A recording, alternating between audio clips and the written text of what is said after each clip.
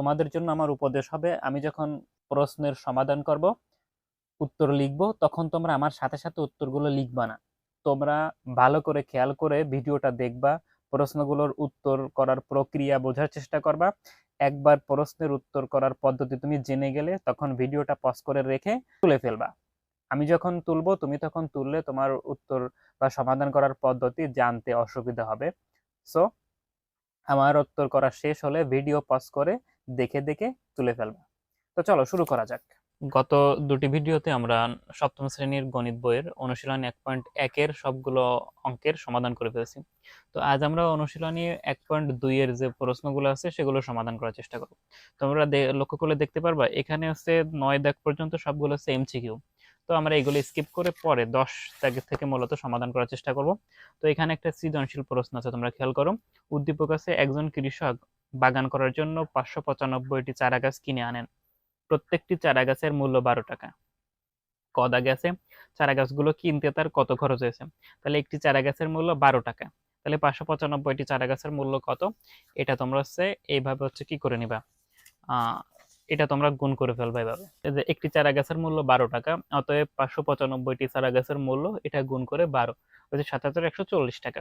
ব্যাস। খ দাগে ছিল কি, খ দাগে ছিল বাগানে প্রত্যেক সারিতে সমান সংখ্যক গাছ লাগানোর পর কয়টি চারা গাছ অবশিষ্ট থাকবে। মনে করো এই সারিতে যে কয়টা চারা গাছ আছে, এই সারিতে সেই কয়টা চারা গাছ থাকবে, মানে প্রত্যেকটার দিকে। এখানে মনে করো 5টা করে চারা গাছ আছে, তাহলে এই দিকেও 5টা করে থাকবে, এরকম। তার মানে প্রত্যেক দিকে 5টা করে চারা গাছ। তার মানে এই বাগানটাকে বা এই লাইনগুলো সবগুলো মিলিতে একটা বর্গাকার হতে হবে। অর্থাৎ তাহলে আমরা যে কতগুলো চারা গাছ অবশিষ্ট থাকবে এটা বের করার জন্য আমরা এই যে সংখ্যাটা আছে, চারা গাছের যে সংখ্যাটা আছে, সেটাকে ভাগের সাহায্যে বর্গমূল করার চেষ্টা করব। ভাগের সাহায্যে বর্গমূল নির্ণয় করতে হয় কিভাবে, সেই ভিডিওর লিংক আমি ডিসক্রিপশনে দিয়ে দিচ্ছি, তোমরা একটু সেই ভিডিওটি দেখে নিবা। তো এই যে 595 সংখ্যাটিকে যদি আমরা ভাগের সাহায্যে বর্গমূল নির্ণয় করি, এইটা এই যে করে ফেলছি, অবশিষ্ট থাকে হচ্ছে 19। তাহলে আমরা লিখব, অতএব বাগানে প্রত্যেক সারিতে সমান সংখ্যক গাছ লাগানোর পর 19টি চারা গাছ অবশিষ্ট থাকবে। দেখো গদাগের প্রশ্নে আছে, খরচের টাকার সংখ্যা ও চারা গাছের সংখ্যার বিয়োগফলের সাথে কোন ক্ষুদ্রতম সংখ্যা যোগ করলে যোগফল একটি পূর্ণবর্গ সংখ্যা হবে। তুমি অনুশীলনী 1.1-এর 6 নম্বরের উত্তর যেভাবে করেছিলে সেভাবে উত্তরটি করে ফেলতে হবে। তোমাদের সুবিধার্থে আমি উত্তরটি এখানে করে দিচ্ছি। দেখো, প্রথমে খরচের টাকা লিখে ফেলছি, চারা গাছের সংখ্যা, এই যে বিয়োগফল নির্ণয় করছি। তুমি হচ্ছে বিয়োগটা পারবা, আমি আশা করি পাঁচের পদে এই বিয়োগ তুমি পারবা, তুমি যেহেতু সপ্তম শ্রেণীতে উঠে গেছো, বড় ক্লাসে উঠে গেছো। তো এইবার আমাদের কাজ হবে যে এই সংখ্যাগুলোর বর্গমূল নির্ণয় করা। আমি ভাগ পদ্ধতিতে বর্গমূল নির্ণয় করতেছি। তো দেখো এখানে আছে 65। এই ভাগ পদ্ধতিতে বর্গমূলের বিস্তারিত আমরা অনুশীলনে 1.1-এর উত্তর করার সময় দেখেছি। তুমি চাইলে ডেসক্রিপশন থেকে লিঙ্কটা বা ভিডিওটা দেখে আসতে পারো। আচ্ছা, তাহলে এখানে আছে 65। তাহলে আমরা 8 নিতে পারি, 8 আটা 64, 8 আটা 64। কারণ যদি 9 নিতাম তাহলে 9 নং 81। মনে আছে তোমাদের, এখানে আমরা যে সংখ্যা নেব সেই সংখ্যাকে একই সংখ্যা দিয়ে গুণ করে নিতে হবে। 7 নিলে হতো 7 7 49, 8 নিচি 8 আটা 64। আচ্ছা, তাহলে আমরা বিয়োগ করি, 4 আছে আর 1 হলে 5 হবে। আচ্ছা, এই এক জোড়া কেটে নিলাম। মনে আছে আশা করি তোমাদের যে এক এক জোড়া করে কেটে নিতে হবে। আচ্ছা, তাহলে এখানে কি করবো, এখানে হচ্ছে 8 আছে, তো 8-এর ডবল আছে 16। একটু খেয়াল করো, দেখো এইখানে যদি আমরা 1 নিই, এটা তো 16, এরপরে যদি 1ও নিই, সে 1 দিয়ে গুণ করলে এটা 160 হয়ে যায়, তাহলে তো অনেক বড় হয়ে যাচ্ছে। সেক্ষেত্রে আমরা শূন্য নেব। তাহলে এখানে শূন্য, এখানে শূন্য, তাহলে এখানে কত থাকতেছে, এখানেও শূন্য। তাহলে বিয়োগ করলে থাকে 145। কি লিখবা, যে 6 5 আর 4 5 সংখ্যাটির ভাগ পদ্ধতির সাহায্যে বর্গমূল নির্ণয় করতে যে দেখা যায় 145 অবশিষ্ট থেকে যায়, সুতরাং 6 5 4 5 সংখ্যাটি বর্গমূল নয়। এরপরে কি করব, যে এই 80 এর পরবর্তী সংখ্যাটি আমরা লিখব কি, 80 এর পরবর্তী সংখ্যাটি কত, 81। তুমি এখানে যোগ দিয়ে দেখাইতে পারো যে 80 যোগ 1 81, এটা দেখানো উচিত। আচ্ছা, তাহলে এবার আমাদেরকে কি করতে হবে, এইটার বর্গমূল নির্ণয় করতে হবে। অতএব 6 81 গুণ 81, অর্থাৎ 81 এর বর্গ নির্ণয় করলে আসে হচ্ছে 6 5 6 1। তাহলে এবার আমাদের কাজ কি ছিল, এবার হচ্ছে এটা থেকে কোনটা বিয়োগ দিতে হবে, এটা থেকে বিয়োগ দিতে হবে তোমার এই যে সংখ্যাটি ছিল এটা। তাহলে এটা হচ্ছে তুমি লিখে নিতে পারো। অতএব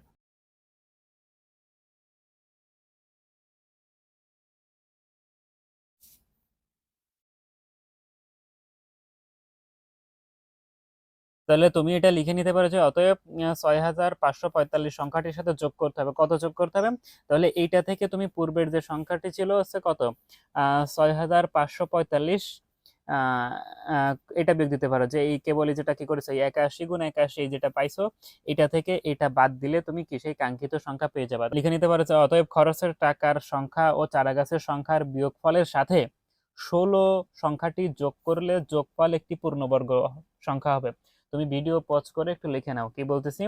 খরচের টাকার সংখ্যা ও চারাগাছের সংখ্যার বিয়োগফলের সাথে 16 সংখ্যাটি যোগ করলে যোগফল একটি পূর্ণবর্গ সংখ্যা হবে। এবার চলো আমরা 11 দাগের অঙ্কগুলো একটু দেখি। দেখো এখানে বলেছে বর্গমূল নির্ণয় করো। এই যে দশমিক সংখ্যা আছে, দেখো এতক্ষণ আমরা যেসব সংখ্যার বর্গমূল নির্ণয় করেছি সেগুলো ছিল পূর্ণ সংখ্যা, সেগুলোতে কোনো দশমিক ছিল না। কিন্তু এবার দেখো দশমিক সংখ্যা আছে এখানে, একটা দশমিক মানে এখানে কয়েকটা 4 নাম্বার পর্যন্ত দশমিক আছে। তো চলো আমরা এই অঙ্কগুলোরও সমাধান করে ফেলি। ক দাগে ছিল হচ্ছে 0.36। তাহলে এইটার বর্গমূলের দুইটা উপায় আছে, আমরা সবসময় ভাগ পদ্ধতিতে বর্গমূল করার চেষ্টা করবো এসব ক্ষেত্রে, তাহলে হচ্ছে আমাদের জন্য একটু সুবিধা হবে এই আর কি। তাহলে তোমার সেই অঙ্কের কথা মনে থাকা উচিত। তাহলে প্রথমে কি করবে, এটা আমরা পাতাইলাম, ডাইন পাশে দাগ দিছি। এবার এটা তো এক জোড়ায় আছে, এই কারণে আমি এদের মাথার উপর দাগ দিতে গেলাম না। তাহলে দেখো এখানে তো একটা আবার দশমিক আছে, তো আমি আগে 0.0 নিয়ে নেব। তার মানে আমাদের অঙ্ক এখন এখান থেকে শুরু। আমি এই 0.0 এখানে নিয়ে নিছি, এটুকু একটু খেয়াল রাখবা। তাহলে এবার আছে কত, 36। তুমি জানো ছক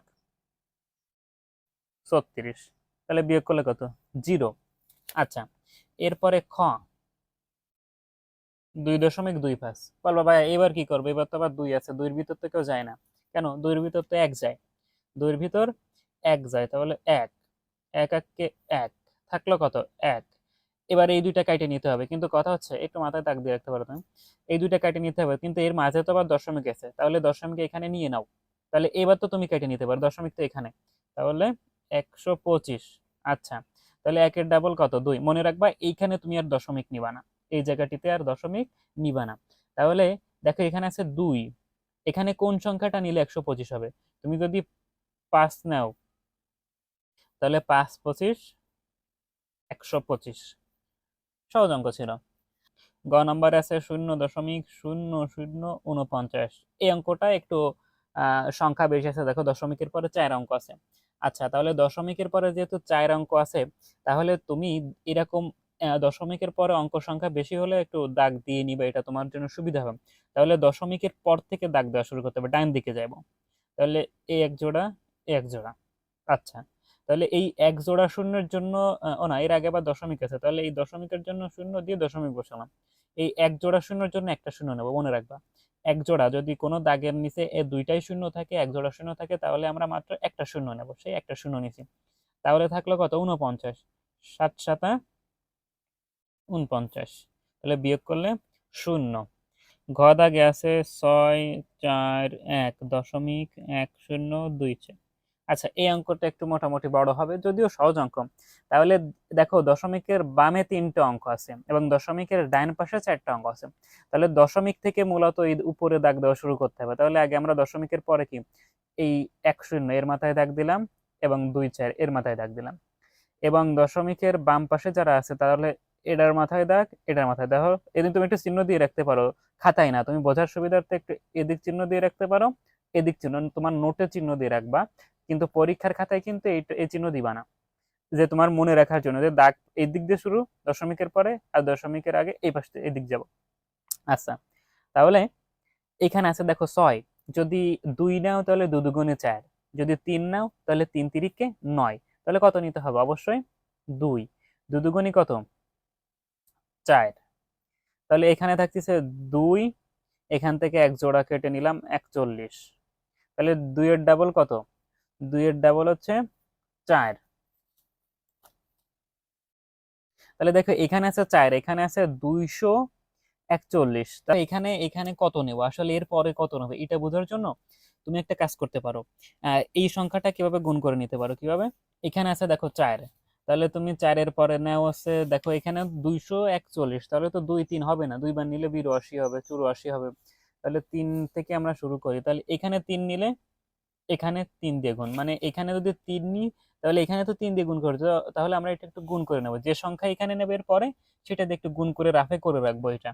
আচ্ছা, তাহলে এখানে যদি 4 নিই তাহলে 4 দিয়ে গুণ, এখানে যদি 5 নিই তাহলে 5 দিয়ে গুণ, এখানে যদি 6 নিই এখানেও 6 দিয়ে গুণ। আচ্ছা, আমরা এই বড় কয়টা থেকে গুণ করে দেখি কোনটা নিলে কাছাকাছি যায়। যেহেতু এখানে কত ছিল, এখানে দেখো 241 ছিল, তাহলে 6 ছক 36 6, 4 ছক 24 আর 3 27, দেখো বেশি হয়ে গেছে। তাহলে যদি 5 বার নিই, 5 5 25, 4 5 20 আর 2 22, কিন্তু এখানে ছিল কত, এখানে ছিল হচ্ছে 241, তাহলে আমরা এই 5 বার নিতে পারতেছি। তাহলে এইখানে 5, এইখানে 5, তাহলে 5 5 25-এর 5, 4 5 20 আর 2 22। আচ্ছা, তাহলে বিয়োগ করো, বিয়োগ করলে থাকতেছে হচ্ছে 5 আর 6 11, হাতে 1, 2 আর 1 3, 3 আর 1 4, দেখো 16 আছে। আচ্ছা, এইবার এখান থেকে আমাদের সংখ্যা কেটে নিতে হবে, কিন্তু কথা হচ্ছে এখানে তো আবার দশমিক আছে, তাহলে তোমার কাজ কি, এখানে দশমিক নিয়ে নিবা। তাহলে দশমিক নিয়ে নিলে দেখো এবার অঙ্ক এখানে, তাহলে এই এক জোড়া কেটে নাও, তাহলে হচ্ছে 1610। ভালো কথা। তাহলে এখানে কত আছে, এখানে দেখো হয়ে গেছে 25, তাহলে এখানে চলে আসবে কত, 50। এবার আবার তোমাকে সংখ্যা নিয়ে দেখতে হবে কত নিলে হয়, তাহলে এখানে 50 আছে, তাহলে তুমি আবার রাফে একটু করে ফেলো যে 50 আছে। মনে রাখতে হবে এখানে সংখ্যা বানাতে হবে 1610, তাহলে আমরা জানি 3 পাঁচা 15, যেহেতু এখানে একটা সংখ্যা আসলে 300 হয়ে যাচ্ছে, 3 পাঁচা 15, তো আমরা দেখবো 2 3 4 এর কাছাকাছি হয়তো হয়ে যাবে। তাহলে 3, এখানেও 3, তাহলে 3 তিরিকে 9, 3 শূন্য, 3 পাঁচা 15, দেখো 1509 চলে আইছে। আচ্ছা, যদি আর একটু বাড়ায় নিতাম, 504 গুণ 4, তাহলে 4 4 16 6, তাহলে 1, হাতের 1 বসায় দিলাম, 4 5 20, 2000 হয়ে যায়। তাহলে তো 2000 তো নিতে পারবো না, এইটা নিতে পারবো। তাহলে এখানে নিচ্ছি হচ্ছে কত, এখানে নিচ্ছি 3, এখানে নিচ্ছি 3, তাহলে 3 বার নিলে হচ্ছে 3 তিরিকে 9, 3 শূন্য শূন্য, 3 পাঁচে 15, তাহলে থাকতেছে হচ্ছে 1, হাতে 1, 1 আর 1 মিলে গেলে তাহলে 0, 101, থাকতেছে হচ্ছে 101। আচ্ছা, ভালো কথা। এখান থেকে আবার দাগ দেবো, এই দাগ রয়েছে আমি এখানে বসাই দিলাম। তাহলে এখানে এসে দেখো কত, 2 5 3, 253 ধরো, দশমিক এই জায়গায় দশমিক বসাবো না, এটা তোমাকে মনে রাখতে হবে। এখানে আমরা কি বসাবো না, দশমিক বসাবো না। আচ্ছা, তাহলে 2 5 3, তাহলে 3-এর ডাবল হচ্ছে 6, এখানে একটু জায়গা রাখতে হবে, একটা অঙ্ক বসানো লাগবে আমাদের। 3-এর ডাবল 6, তাহলে 5 দুগুণী 10 আসে 0, 2 দুগুণী 4 আর 1 5, তাহলে 506, 506। আচ্ছা, তাহলে এখান থেকে এক জোড়া কেটে নিতে হবে আমাদেরকে, তাহলে আসতেছে হচ্ছে 1 0 1 2 4, অর্থাৎ 10,124। তাহলে ওই সেই কাজ আমরা আবার করি, আমি একটু এখানে পাশাপাশি করি যাতে তোমাদের দেখতে সুবিধা হয়। তাহলে এখানে আছে কত, এখানে আছে হচ্ছে 506, তাহলে 506, দেখো যাই নিচ্ছি না কেন 5000-এর তো পরে যাচ্ছে, এখানে 1 নিলেও দেখো 5000 হয়ে যাচ্ছে। তাহলে আমরা 2 নিয়ে দেখি আসলে কত হয়, 5 6 এনে নেব কত, 2, তাহলে 2 দিয়ে গুণ করে নেব রাফে, এটা তুমি বারবার করে ফেলবা, প্র্যাকটিস করবা। তাহলে 2 দুগুণে 4, 6 দুগুণে 12 আর 1, 6 দুগুণে 12, হাতে তো কিছু ছিল না এখানে। 5 দুগুণে 10, 2 0 0, তাহলে হাতের 1 বসে গেল, 5 দুগুণে 10। আচ্ছা, দেখো মিলে গেছে, দেখো একদম মিলে গেছে, এই তো। তাহলে এখানে আমরা নিচ্ছি 2,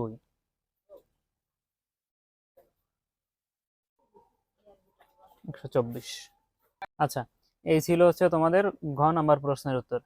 এবার আসো আমরা যদি ও নাম্বার প্রশ্ন দেখি, তাহলে ও তে আছে কত, ও তে আছে হচ্ছে 0.0005576। আমার পাশে এখানে বই আছে, এই আমি বই দেখে দেখে লিখতেছি, আবার পাইবো না যে ভাইয়া মুখস্থ লিখে দিচ্ছে। তাহলে এর মাথায় কোন দিক দিয়ে শুরু, মনে আছে তোমার, কোন দিকে দাগ দিয়েছিলাম, এদিকে যাবে দশমিকের পরে, দশমিক থেকে মূলত উপরে দাগ দেওয়া শুরু হবে, আস্তে আস্তে ডান দিকে চলে যাবে। তাহলে এই শূন্যর মাথায় প্রথমে দাগ, তারপর এদের মাথায় দাগ, তারপর এদের মাথায় দাগ। ওকে। আচ্ছা, তাহলে এইবার এখানে হচ্ছে কি নাও, সংখ্যা নাও। তাহলে কি আছে প্রথমে দশমিক, তাহলে একবার শূন্য দশমিক বসাই নিবা। আচ্ছা, তারপরে এক জোড়া শূন্য আছে, তাহলে একটা শূন্য। এরপর আছে দেখো এখানে আছে 0 5, তার মানে মূলত 5। তাহলে 5-এর ভিতর কত নেব? 2। 2 দুগুণই কত আসে? 4। দেখো সহজ অঙ্ক, তুমি এত বড় দেখলেও অঙ্কটা মূলত দেখো সহজ। তাহলে 1 কেটে নিলাম, 7 6। তাহলে 2-এর ডাবল কত? 4। 4 এখানে তাহলে 4 আছে, ভালো কথা। এখানে কত নিলে 6 আসতে পারে? 3 3 6। আচ্ছা, যদি আমরা 6 নিই তাহলে কত আসে দেখো দি। 46 গুণ 6, 6 36, 6 4 24, বেশি হয়ে যায়। আচ্ছা, তাহলে আমরা যদি 4 নিই, 4 4 16, 6 4 4, দেখো এটা নিলে মিলে যাচ্ছে। তাহলে আমরা এখানে 4 নিই, এখানে 4, এখানে 4। তাহলে কত আসে?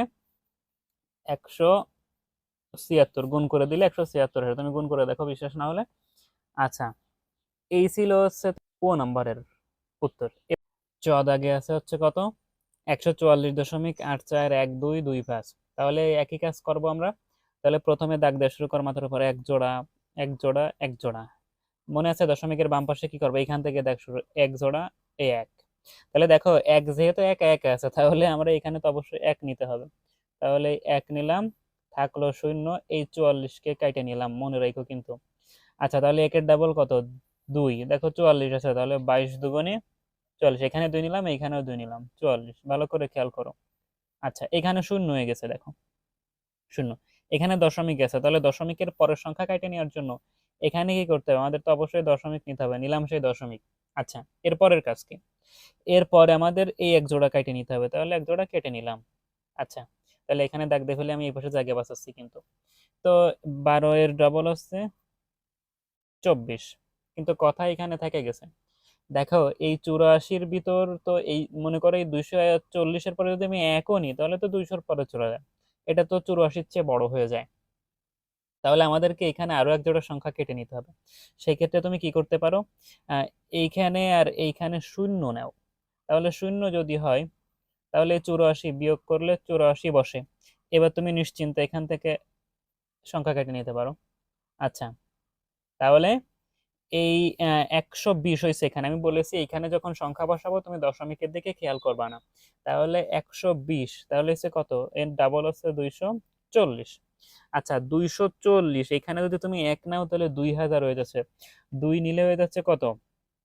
4000। তাহলে 3 নিলে 3 দুগুণে 6, 4 নিলে তো আরো একটু বেশি হয়ে যাবে, যেহেতু 4400-র মতো চলে আসে। তাহলে তুমি এখানে 3 নিয়ে দেখতে পারো। আচ্ছা, কি করবে? এখানে আগে গুণ করে দেখবা যে 24 0 3, গুণ দেব কত দিয়ে? 3 দিয়ে। তাহলে আসতেছে কত? 3 3-কে 9, 3 0 0, 3 4 12, 2 3 দুগুণে 6। আচ্ছা, তাহলে আর একটু বাড়ায় নি, তাহলে 4 নি, 4 0 4। তাহলে এখানে 4 4 16, 6 হাতে এক বসায় দিলাম, 4 4 16, 6 4 দুগুণে 18। দেখো 4 বার নিলে তোমার 9000 হয়ে যাচ্ছে। তাহলে এখানে আমরা কত নেব? এখানে আমরা হচ্ছে কত নিতে পারি? এখানে আমরা তাহলে 3 নিছি।